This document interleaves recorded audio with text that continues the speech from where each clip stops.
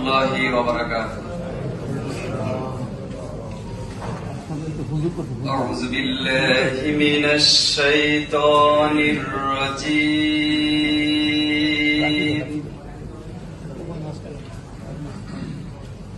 বিসমিল্লাহির রহমানির রহিম।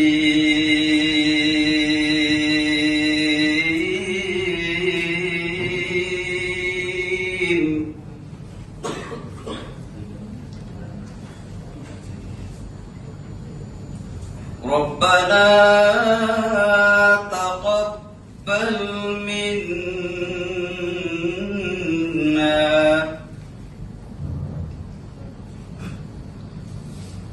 ربنا تقبل منا إنك أنت السميع العليم.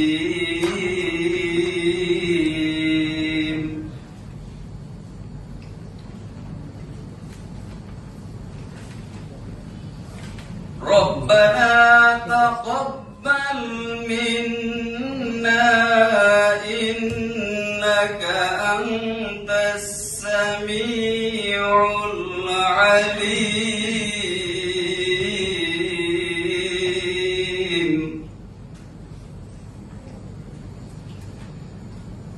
وتب علينا إنك أنت التواب الرحيم. وتب علينا إنك أنت التواب الرحيم.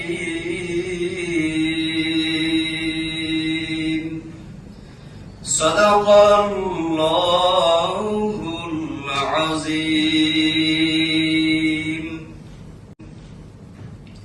ইরশাদ হচ্ছে, হে আমাদের রব, আপনি আমাদের প্রচেষ্টাগুলো কবুল করুন।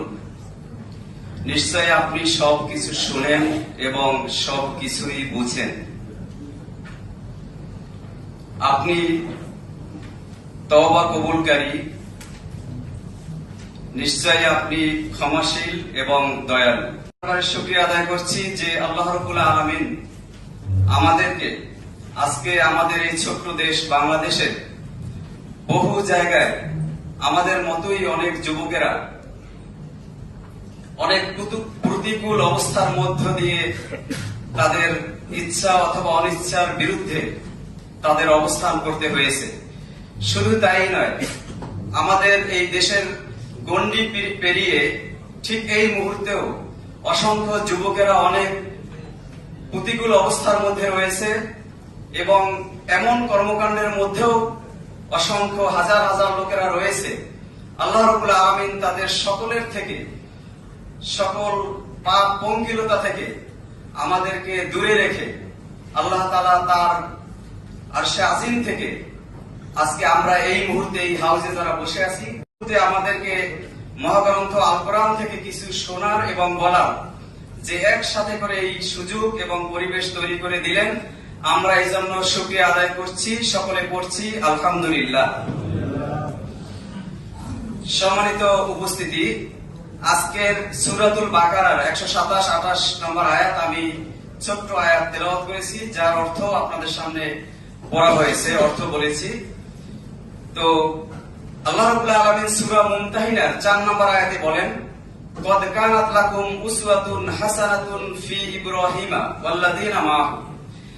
এই ছোট্ট আয়াতে কারিমে আল্লাহ রাব্বুল আলামিন বলেন, অর্থাৎ এখানে রাসূল করিম সাল্লাল্লাহু আলাইহি সাল্লামকে একটি নির্দেশনা প্রদান করেন, একটি বিষয় জানান। সেটি হচ্ছে যে হে নবী, হযরত ইব্রাহিম আলাইহিস সালাম এবং তার সঙ্গী যারা রয়েছেন তাদের চরিত্রের মধ্যে, তাদের জীবন আদর্শের মধ্যে আপনার জন্য অনুকরণীয় এবং অনুসরণীয় চরিত্র বা ক্যারেক্টার আপনার জন্য রয়েছে।